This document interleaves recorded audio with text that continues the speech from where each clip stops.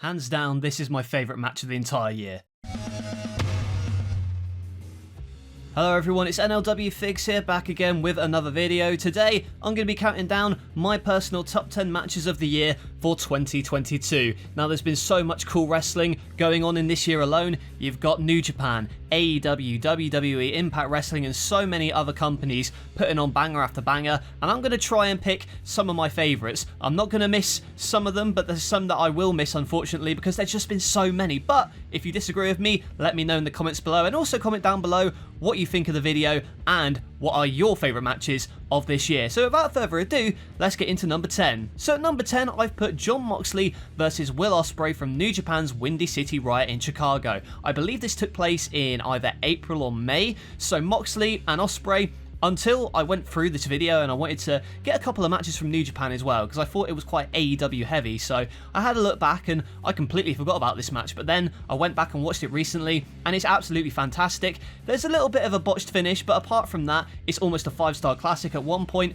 Will Ospreay jumping from the top rope through a table, that was intense. Obviously, Jon Moxley, he loves to bleed, that was no exception for this matchup, and for a New Japan show in America, very, very cool main event. Mox and Ospreay, yeah, just really cool to see those two finally collide. I would love to see Moxley do more New Japan stuff heading into 2023, but had to include it on this list. Next up, we've got Swerve in Our Glory versus The Acclaim. Now, I'm picking the one from All Out, I believe. Yes, it was All Out. Obviously, The Acclaim, they won the Tag Team Championships at the Grand Slam. However, I've chosen this match from All Out because it had the crowd behind it. It had the emotion, had the drama. It would have been a 5-star classic had The Acclaimed won here. However, unfortunately, they didn't. Still, though, it doesn't knock my opinion of the match whatsoever. I still think The Acclaimed really showed that they can go in the ring, and before, you know, some people might have been questioning The Acclaimed a little bit, but this is where they really went over as a face tag team, like a real solid unit, and with Billy Gunn by their side,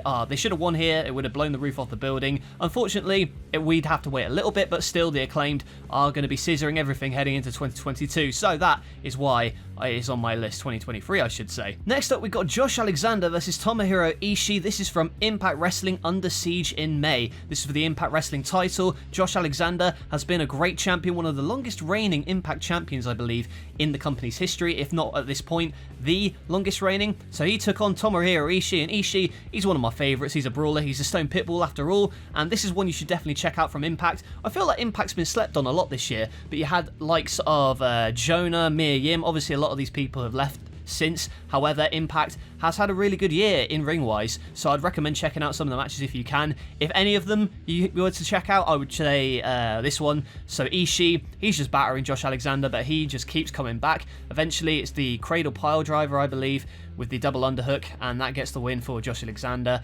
And Ishii, he is a machine, man. I really hope he gets a world title before he retires, because this guy is a beast, and yeah, just proved that here in Impact. Obviously, the result wasn't in question, but it's definitely a hidden gem, in my opinion. Next up from AEW, we've got Hangman Adam Page versus Bryan Danielson. Now, it was very difficult for them to top their Winter is Coming match, which was a hour-long time limit draw. However, this one had a conclusive finish. It was the first Dynamite of the new year, the first Dynamite on TBS. So Hangman Page going in to face Bryan Danielson, and this was quite unpredictable, you know. A lot of people were saying that Danielson might win the championship, shake things up a little bit. However, I still believe that this was the right choice to have Hangman win this matchup. And, you know, some people point to the fact that Hangman had a lackluster reign. I would disagree to an extent. However, this matchup really showed that Hangman Page can go, and it really makes me want Hangman to be put in a strong position heading into 2023. Bryan Danielson, obviously one of the best wrestlers in the world. They still went for like 40 minutes. You thought they were nearly going to go to an hour again. However, Hangman gets the buckshot win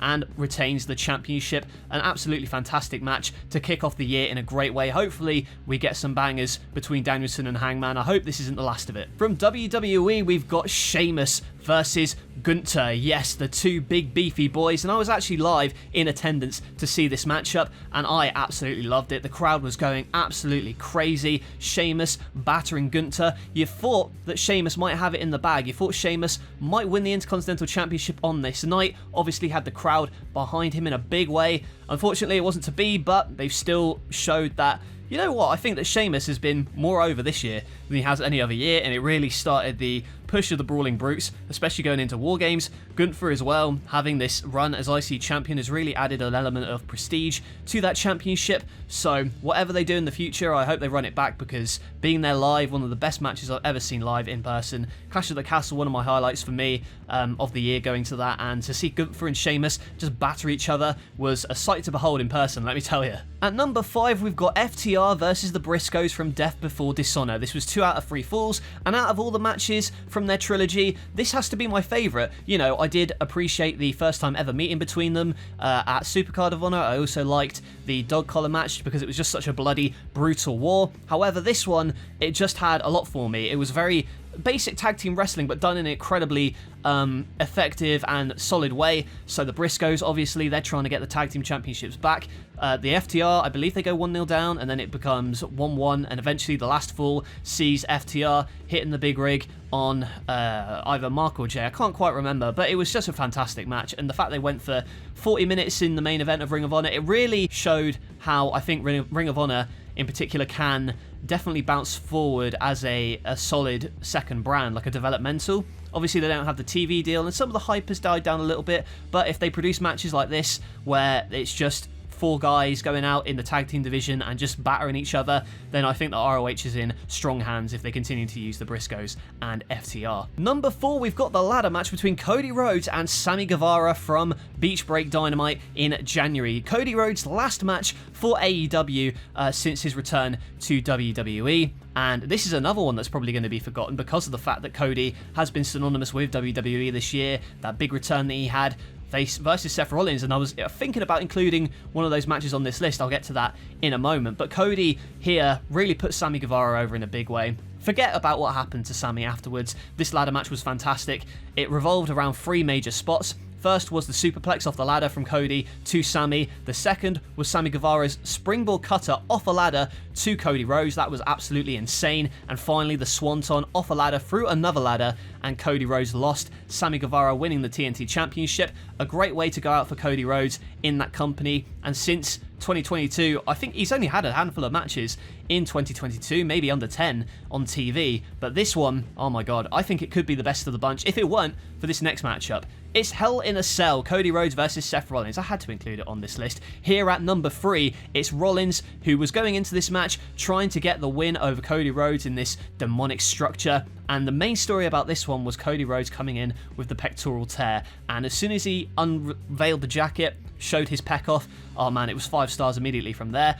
How he was able to go for 20 minutes, I'll never know, but they worked around it extremely well, using that as a story beat in the match, and to work around a pretty good match. Like, forget about the fact that he was injured. Even if he wasn't injured, this would still be a great matchup, but the fact that he was injured, obviously you don't want people going in and getting injured, but I suppose he thought, screw it, why not? I'm in the main event. I'm already injured, can't be any worse, can it? And you know what, he was right, and it was amazing sight to behold. Cody Rhodes winning this matchup and going away for the past 6 months. Hopefully he returns in time for the Royal Rumble, because that would be fantastic, and take that title off of Roman, please, Cody.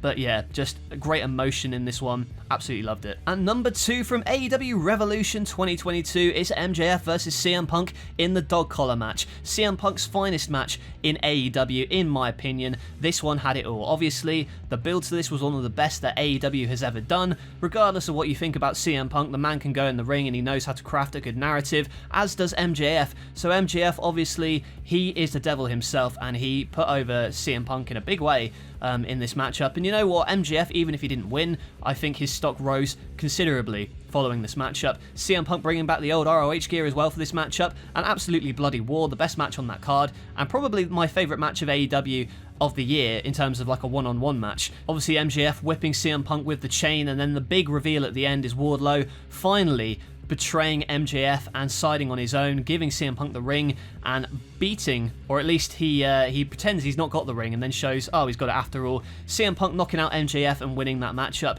Again, one that I've gone back and watched numerous times because it's just such a classic wrestling match. It's a classic style as well, you know. It's old school heel versus babyface, brutal end to the rivalry in the dog collar match. Yeah, fantastic matchup. And at number 1 we have Anarchy in the Arena. This was if not my favourite match of the year, one of my favourite matches of all time. 10 men, 1 arena, everyone going crazy everywhere, like just anywhere. Basically, there's a elevator spot, they go in the elevator, they go in the concourse, they go in the hallways, they go backstage, in the ring, through tables. Every time you think that something's happening, something else is happening. So, you know, someone will be on a table, or someone will go through a table, and then you'll cut to the crowd where they're brawling in the crowd or they're being choked out, and it's almost immediate that everyone's bleeding in this thing. I think particular 2.0 are bleeding the most in this one. And then, obviously, the Wild Thing music playing for the first 10 minutes was incredible, New Jack style, I loved it. And then the ending, where Eddie Kingston comes in, soaked in blood, with a gas canister, wants to set Chris Jericho on fire. Oh my god, it's a scene out of a movie, it's insane. And then Bryan Danielson trying to fight off the Jericho Appreciation Society, gets a backhanded Judas effect for his troubles, and then the JAS win. But oh my god, I could watch this match tens and tens and tens of times, dozens of times even. This is one that I would recommend. If you've not seen it, I don't know what the hell you've been doing, but this was absolutely my favourite match of the year, one of my favourite matches of all time, and it's definitely creeped into my top 5 matches of all time. So yeah, gotta give props to all 10 involved. Hope we get another Anarchy in the Arena match at some point down the line. So those are my top 10 matches of the year, but then again, there's been so many, I'm bound to have missed some out. What are your top 10 matches of the year? Let me know in the comments below. Do you agree or disagree with my list? Let me know in the comments below. Be sure to like the video if you enjoyed, and subscribe to NLW Figs for more wrestling figure content like this. Remember, daily videos in December. We're nearly at Christmas, so I've done well so far. Let's see if I can keep it going. Anyways, that's it from me, and I will catch you guys later.